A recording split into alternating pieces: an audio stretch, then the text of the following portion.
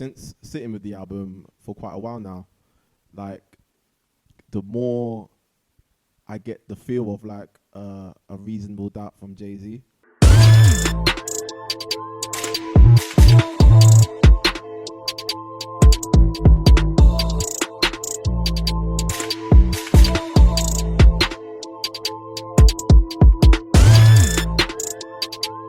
Hey everyone, welcome back to another episode of Beats, Rhymes and Debate. In this episode, we're going to be going over Knucks' recent project, Alpha Place. And today, I've got two great guests with me. So you have myself, Jordan. Tashawn. And Undu. Cool, so let's get into it. As far as myself, I give this album a 3.8. You know, this album actually really excites me, and not so much the album in and of itself, but more so I think as far as Knucks as an artist goes. You know, I've listened to a few of his projects before, but this one I think really cemented that as an artist he has a lot of range, but I don't think he fully explores it on this album, you know, and I think that there's so much more to come from him as time unfolds. But as far as this album goes, it's not perfect, but I do think it is a solid effort. You know, like personally, the intro to the album, Alpha House, I think is one of the best intros to an album I've heard in a while, right? But it was a little disappointing at times that the rest of the album didn't follow that same consistency, you know. But I'll leave it there for now, and we can dig into it a little bit more. How about yourself? So I'm going to caveat this by saying that I'm a huge Knucks fan, so my opinion will be biased throughout this entire Okay. episode. I think I would give this album a 4 Okay. out of 5. And I think it's because seeing Knucks' evolution over the years as an artist, from someone who I would have initially deemed as a producer rapper to someone now who is a rapper that can produce. I think he's taken it to another level on this project. I think he gives more of himself as well, which is something that we want to see from rappers. You want to see them, you want to tap into certain emotions. And for a long time, even though I've been a big fan of Knucks, there was certain aspects which I didn't think, as a listener, I kind of felt. Until Home, when he released Home, that was the first time I was like, okay, he's really talking about real stuff. And I think on Alpha Place, you really hear that throughout the album. And also, just generally sonically, very diverse. You know, he has the drill aspect, which he's been, you know, experimenting with more and more. But the further down you go throughout the track list, there is a lot of variety as well. And he caps off really nicely with what I think is one of his best songs, Pollos Hermanos. So, yeah, that's my kind of wrap-up. Cool. I feel that you're going to go left field on this one. I've been racking my brain with this one. Okay. You both have made points that like I completely agree with, and similar to Tasha, and like I'm a big Knucks fan and have been for a while.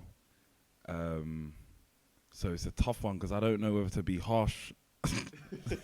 Look, I'll go with a 3.8 as well. For me, it's between 3.7 and 4, and I think 3.8 speaks to what I feel, which is the first half of the album for me is incredible. Yeah. Like, and I think in desire to show his variety towards the end, I feel like there could have been more of that variety that brought me into love this guy in the first place. And I think Knucks is and has been like your rapper's favorite for so long. Your rapper's rapper. Your rapper's yeah, literally. And and early on the waviest, you know, like he was coming in with just a completely different type of music. And similar to what you said to Sean, like when Home dropped, it was almost like a seminal moment for him where like he's taken a genre which everyone's loving at the moment and flipped it on its head. And that for me is where like the starting point of this whole like kind of Knucks evolution came. And he's consistently been able to continue with that kind of sound, like that drill sound, which doesn't sound like it's drill. And he's talking on subject matters which are like really important. And like you said, giving more of himself, which like was amazing to see. And like knowing a little bit of his story before this album, you then start to know a lot about his story. For me though, and I guess like this is why I'm saying 3.8 and probably not into the 4s. I just personally would have loved to see a bit more of that like wavy, older school Knucks. But I can also understand why he didn't put that in the album. So do you think it has too much of a drill influence for you to kind of put it in that bracket? Not really. Because it's quite relaxed drill. It's quite approachable drill. Exactly. It's drill you can listen to in the morning without going out and thinking you're gonna slap someone in the face. Like, do you know what I mean? So it's fine. I don't think it's that. I guess like I feel like the first half was just, and maybe it's harsh because the first half was so incredible that he set himself up for complete madness. That probably was delivered, but maybe not delivered as amazingly as like the first half was there. But and so I mean I want to caveat it too by just saying like Knucks, you're a sick guy, I love you, but you know I'm trying to be as harsh as possible. Got you. So as far as obviously like we've talked about the album, I guess from a musicality, standpoint, but from like a conceptual standpoint, like how would you kind of define the narrative of the album? I think so this kind of goes back to Knucks' evolution as an artist. Okay. So before we were very used to him being quite like witty, very clever. Yeah. He had certain lyrics where like catchy lyrics, even like Breakfast at Tiffany's. There's certain punchlines on there. He had a track with Wretch, and he had a lyric which was along the lines of her lipstick was red like her blood, but she blew me like a crip. So, along those lines. So you see exactly like clever stuff, but it wasn't necessarily kind of really hitting home. And again, conceptually with this album, he is really telling his story. And the thing I love about Knucks is, when you look at UK rap just as a genre, there is, it is mainly about, maybe a certain type of lifestyle or about, girls. That's what's really kind of blown.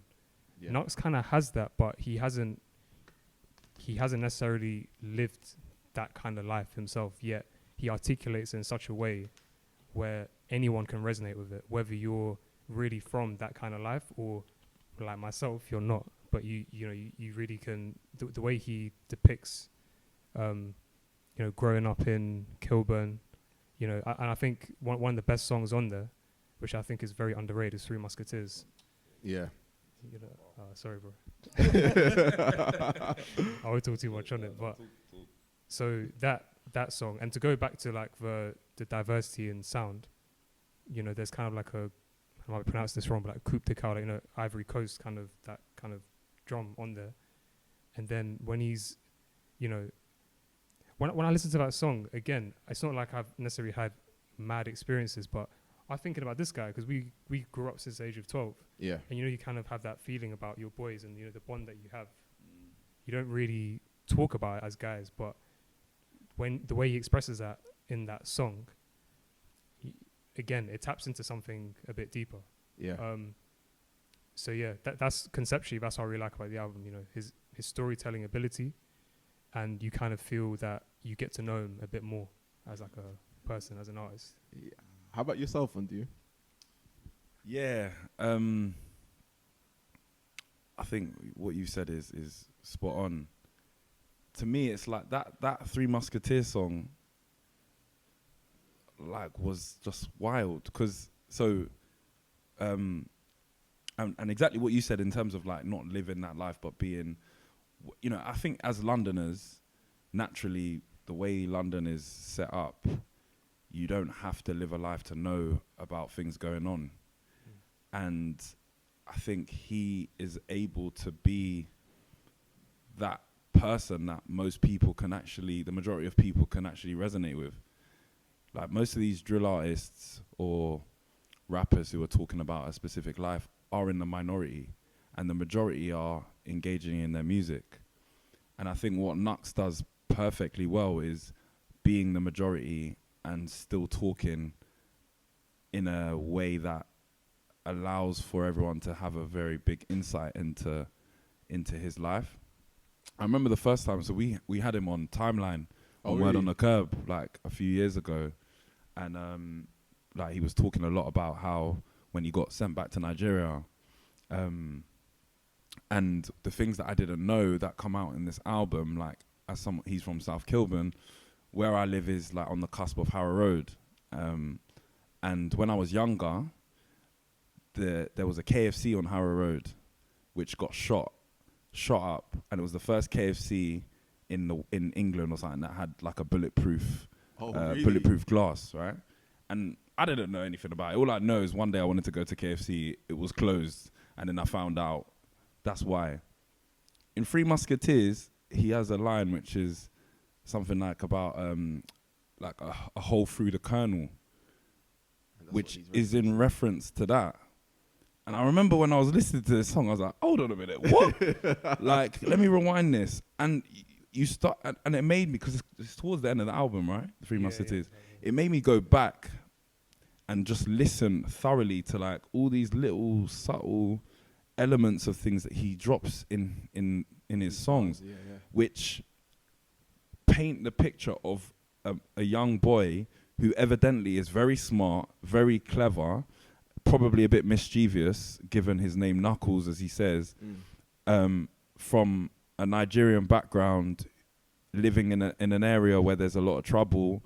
And that Three Musketeers song for me was like a microcosm of his entire album, and probably the way that a lot of people live, which is the ridiculous nature of these postcode issues where you can have two other best friends, and by way of circumstance, one of them can move to another area which your area is beefing, and all of a sudden you can't even be friends anymore. Yeah.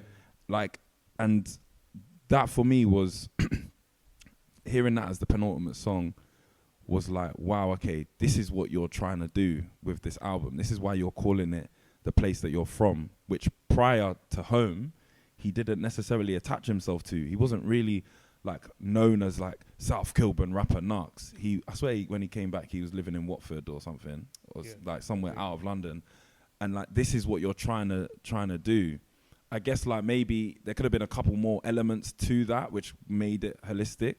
But for me, that song was literally the concept of the entire album, which I was like, okay, rah, like, well done. Like, you've done this really nicely. It's not obvious. It's very subtle.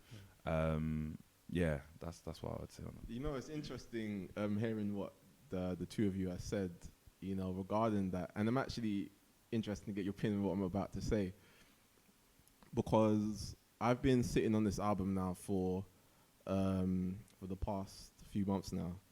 And, you know, as I said earlier, the first track for me was absolutely phenomenal. But this isn't for me more so this isn't me criticizing other songs in the album. It's more so to say that since sitting with the album for quite a while now, like, the more I get the feel of like a Reasonable Doubt from Jay-Z.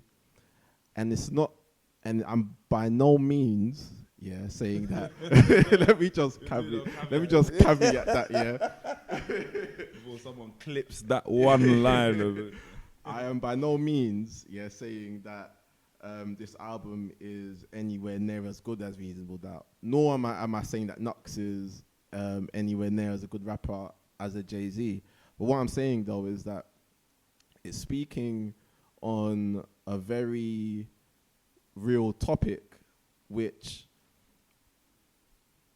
you can usually, which you can arguably say that is a topic which is, you know, usually kind of executed for the sake of entertainment, right? Instead of really kind of like truly digesting, you know, the real kind of seriousness of, you know, the impacts of, you know, such lifestyles and such cultures. You know, like I felt that this album was a really mature narrative around everyday life in an area which you can say is kind of shrouded by a lot of negativity, but not in the way of like glorifying it, you know. And I think it's interesting where you kind of see the age in which Knucks is at. I think he's like 26, 27. Yeah. And when Jay-Z did Reasonable Doubt, he was like 26, you know. And the narrative may have been a little bit different if they had done it earlier in their lives, you know. And you can kind of like see that there's that kind of more of a mature outlook on something that they're very close to, you know. So it's interesting that you pick up that comparison, because we can talk about the age, like Knucks being mid-20s and Jay-Z was mid-20s. But if you look at certain rappers now who are putting out projects, say like Potter, for example, or even someone like, I know it starts completely different, say like Tion Wayne, I'm pretty sure they're older than Knucks. But when I listen to their projects, I don't, and maybe less so with pop, I don't hear that same level of maturity in their music. And where that comes from, you know, it's like who knows necessarily. Maybe it's upbringing, maybe it's the fact that Knucks is looking at it from a kind of outside lens, rather than having actually been in it himself. But even with Jay-Z and Reasonable Doubt, like a lot of the stories in the actual album are narratives of people that he was around. They weren't necessarily things that he was going through himself. Yeah, you know. The Potter thing, not to sidetrack from Knucks, but I think it's articulation.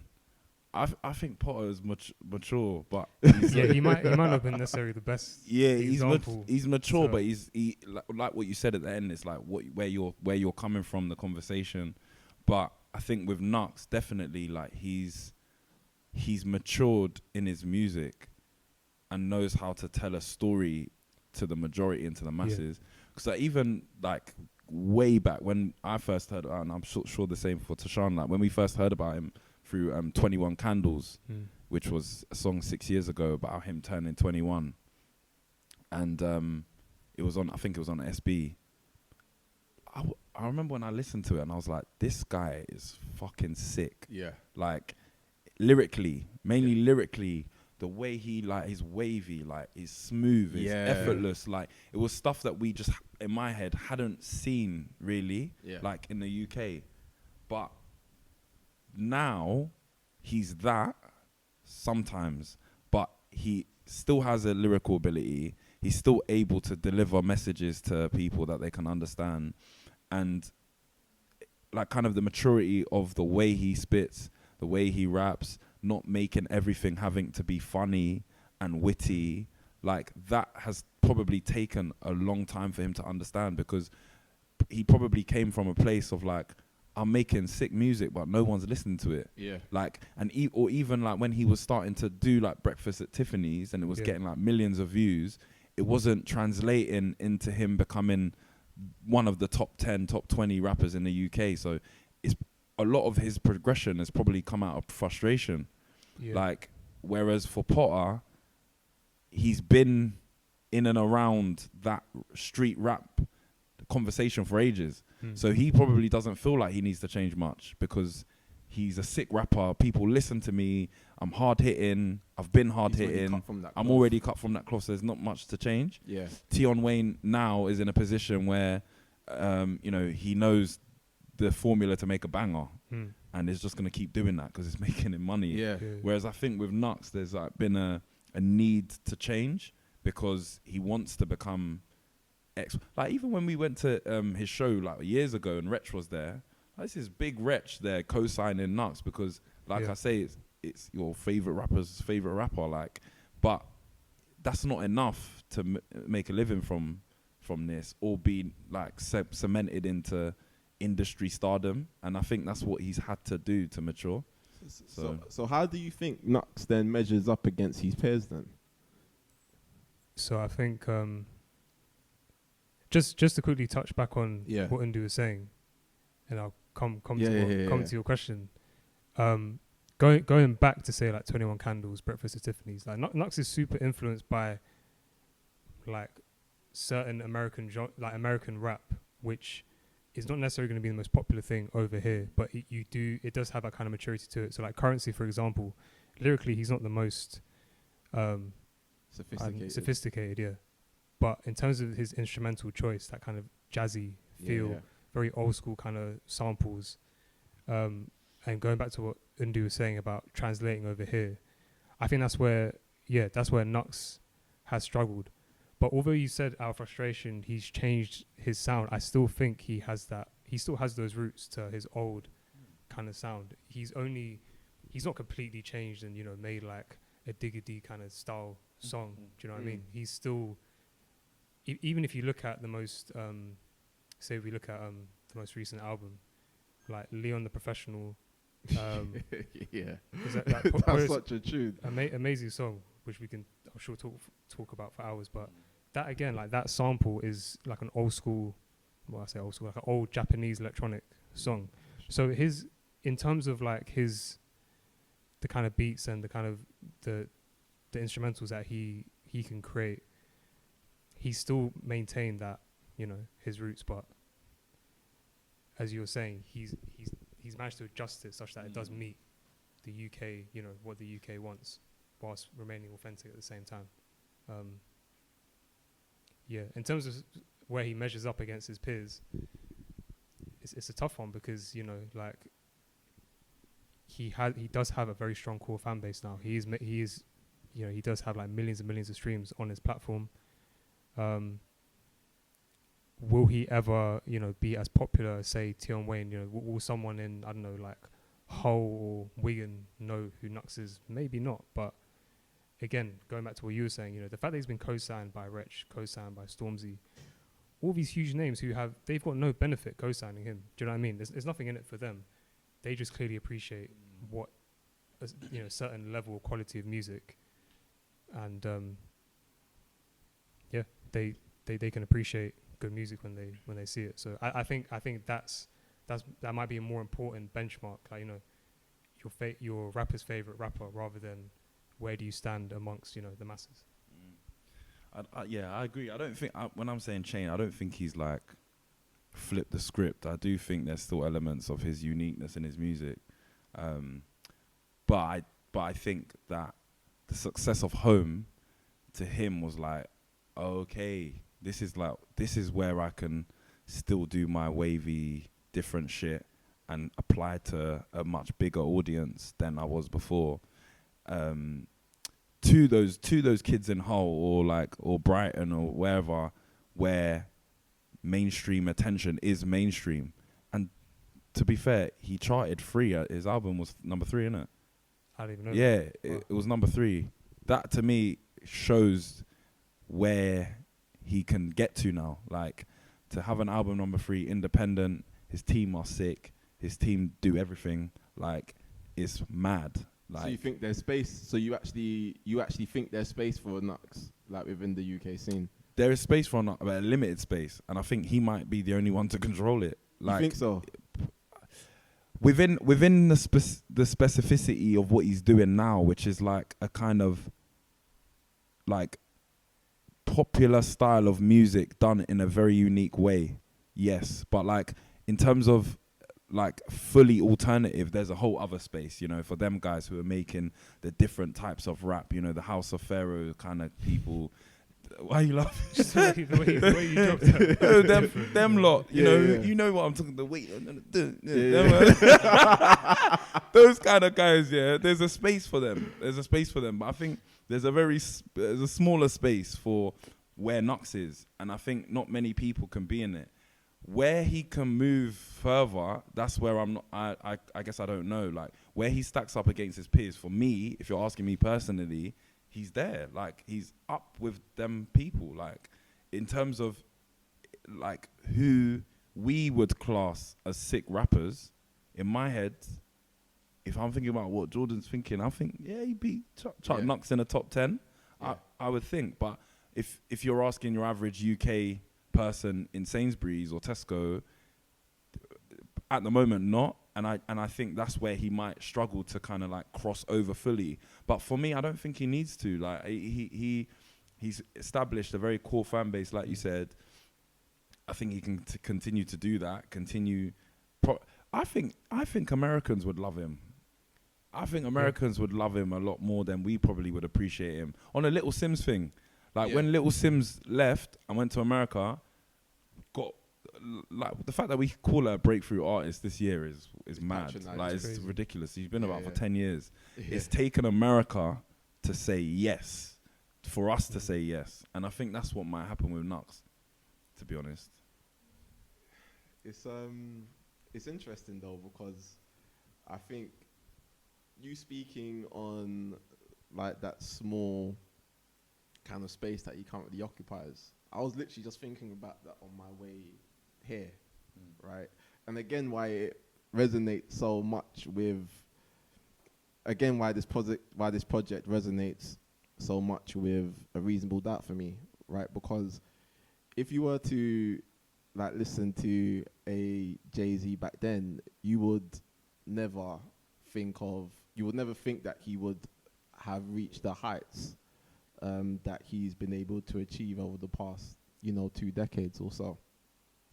Like, do you think there's scope within Knucks to break out of this comic pocket that he's in and provide more range through his music? I think it's kind of important to look at the personality and not necessarily the character, but the desires of an artist. So when we think about Jay-Z, now I don't even, when I think of Jay-Z today, the first thing I don't think of is rapper. The first thing I think of is entrepreneur, like businessman. He's a billionaire now, right? Yeah, we'll combine. Yeah. Knucks, I mean, it's to be seen how, I guess, motivated he is in that respect. Because I think a big part of wanting to make those like chart bangers, for example, is the desire to be big, but also in the back of your mind, the financial reward that comes with that. And I think Stormzy's a great example of that. Stormzy is, in my opinion, one of the UK's greats for what he's done. Having said that, if you listen to, say, his most recent album, I couldn't tell you like a song off there. If I'm being completely honest, I couldn't tell you like a song that I listen to repeatedly now, but I understand how it translates to the masses. I understand how it's going to do well, at least in that particular level. Does Knucks want to do that, or does he even have to do that? Or would he want to go more on a path, say, like Dave? Dave has done exceptionally well without having to necessarily create music which he thinks is going to appeal to a very wide audience. Yeah, it does anyway. You don't think so? Oh, Funky Friday. Funky Friday though is not a song which is like I can't imagine him and Fredo in the booth thinking, oh yeah, this is gonna appeal to like a young, I don't know, like teenage girl in Cardiff. Yeah, but it's not like a catchy. It's not like a proper like catchy. I don't know, like a yeah. Like I couldn't imagine like Girls Aloud on the hook. Do you know what I mean? Whereas with Stormzy's songs, I can imagine like Little Mix or something on hooks of certain songs. So I hear I hear that, but I think the better example might be Gets. Whilst Gets has tried to make mainstream mainstream bangers that are, you can tell that's the attempt. Yeah. Like he's still not, he's got a core fan base. Like, you see his set at Glastonbury, and you see like all kinds of people in the crowd. So he's got that diverse core fan base. But I think now gets is comfortable in the music he makes. Like, whereas like Rebel with a Cause kind of times, he was trying to do like Rocky, trying to chase. Skepta was trying to chase back in the day with the mad. Like, with some of those crazy tunes he was putting out, you know. Again, Skepta's probably a bit more comfortable with where he is. I think Knucks is comfortable where he is already, and therefore probably doesn't. It's just kind of like, if I want to make the music, I'll make the music, and if I like the sound, then I like the sound, and I'll put it out.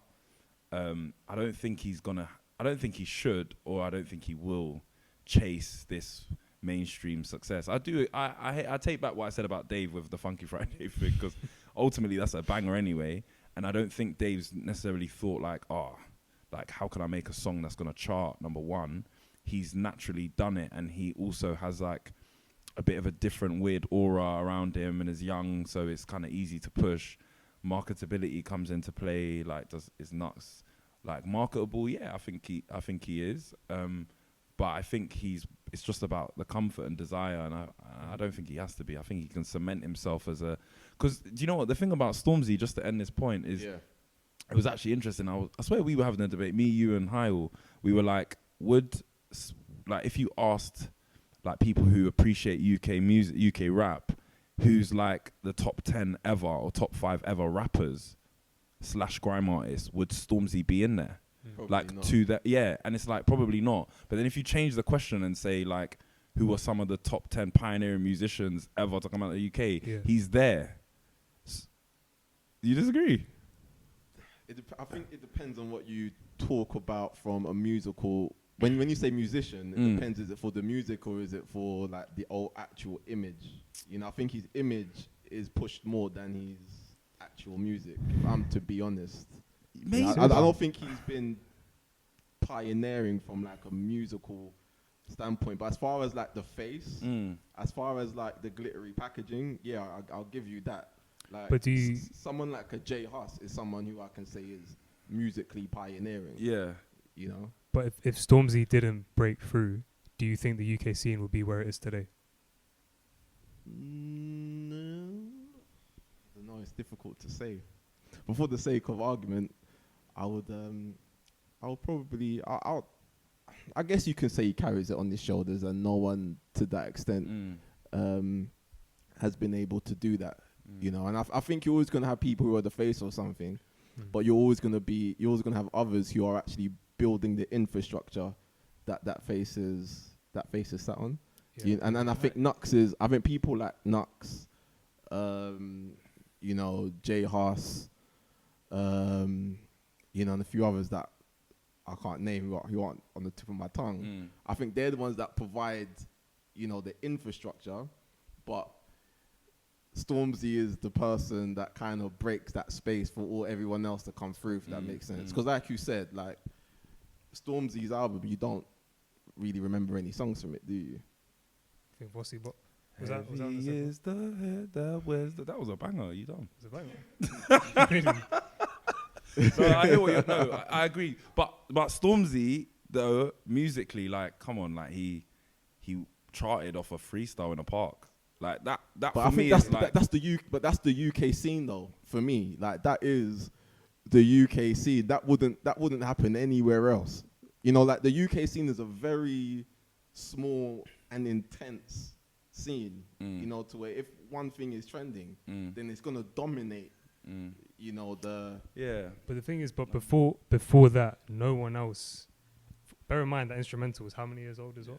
Like no one else had really done that. I mean, you had German Whip, but that was a gimmick. Do you know what I mean? In terms of like a grime song that had like charted to that level or had that many kind of streams of views.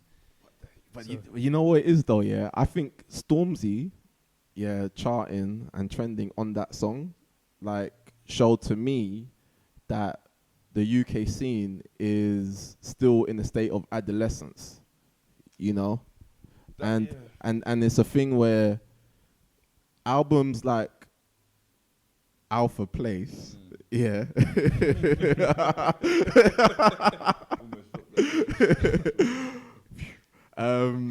is showing that the scene is actually maturing, Yeah. but because Yeah, we're actually 100%. getting good albums with Do you know- a lot of substance. What? This isn't about Stormzy, so I'm gonna try and like bring it back to Knucks. But whilst I kind of hear what you're saying, I do think that Have you got interview with Stormzy lined up or something?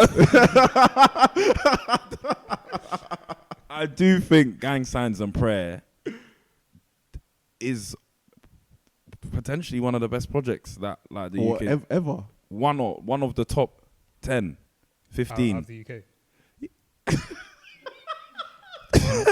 No, Personally, 'cause I if actually you agree- I think actually agree, one but thing I'm I just would say, making sure one thing when I would say honestly is that it hasn't aged well. But when I remember on first few months, it was the first album that anyone's really thought. When we talk about concepts, yeah, it's the first album that anyone's actually thought of a concept from start to finish, even no matter how basic it is, where you can't really skip the songs. Like Yeah. it's literally Gang Signs and Prayer. There's a reason why the track list is the track list. And for me, like even the little segues from Bad Boys, even that song in itself, like Bad Boys into Blinded by Your Grace or whatever, like it's so perfectly put together. And so whilst I understand what you mean about the maturity of the UK scene and how Knucks charting number 3 to me shows actually maybe we're a bit more mature than a few years ago, I still do think that Gang Signs and Prayer yeah, needs a bit more of its dues. Yeah, And I agree with also that. think that I hear what you're saying. and I I, hear yeah, what you're saying. and I also think to bring it back to Knucks that actually, and I mean Stormzy's on the album, like Knucks probably looked at that project and was like, hold on a minute, this is like, whilst Stormzy was giving something different to the scene and I'm giving something different to the scene, I'm gonna take some takeaways of how to put an album together. And I think he tried to look at some of those things, and I guess it shows the influence of Stormzy, really. Yeah, But yeah. I do think we're in a more mature place, though. Yeah. And Knucks charting 3, I was really like happy about that, to be fair. Yeah, of course. So I guess then that with that said, then what would you say? Like, what would you say? What future what do you think the future holds for Knucks then? Like, if you were to come to listen to another album that he releases and it kind of falls in line with like the same concepts and the same sound as the previous effort, would you be disappointed as a listener, or would you just be like, oh, that's Knucks' lane and that's what he sticks to? I think having listened to this album, listened to previous projects, I do think he's going to have to take a significant amount of time out to kind of think about, okay, what is next? Because there is always that curse of, the second main, album. The sophomore curse. Exactly, yeah. Where do you go with that? It's a difficult one in terms of where he goes next. I think he still can, because his storytelling ability is such, and I'll go back again to Leon the Professional. That's one of the great, for me, that's one of like, in terms of storytelling, a rap song, that's one of the greatest songs I've ever heard. Genuinely, one of the great. And included America? Potentially, yeah. Because Wow. and I'll tell you why. Smooth. Also, if you watch the video, okay, the video has a big impact.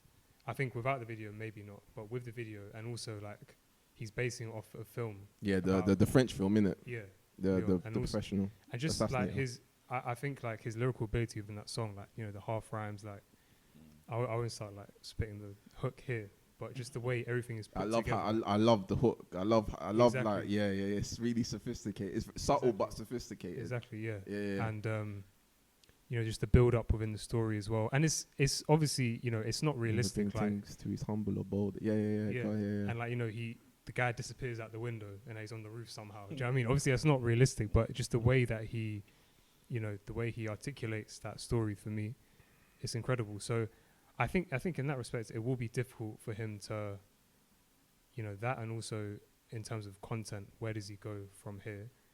But to be honest, he's he consistently from 21 Candles to now, he's found a way to consistently evolve, and it hasn't been like a massive jump. And there is still room for him to improve. He's not the perfect artist, so I think there will be evolution. I just don't know exactly how it will manifest. I think we might see him go a bit back to like more wavier, jazzy. Yeah, I want to hear sounds. I can see that. I think he's got that range, man. Yeah. I really do. Like I can see him making like an album that we don't even classify as like. Well, obviously we'll classify as rap, but there'll be such a jazzy. It's more genre bending. Yeah, exactly. Yeah. I think that's where he might go, and where he could go, and like have strength there as well. But if he does do that, then again it calls into question whether he's gonna chart and get the numbers. That's always the difficult dynamic, isn't it? Because like, yeah, maybe what he's done and built now will allow him to carry it.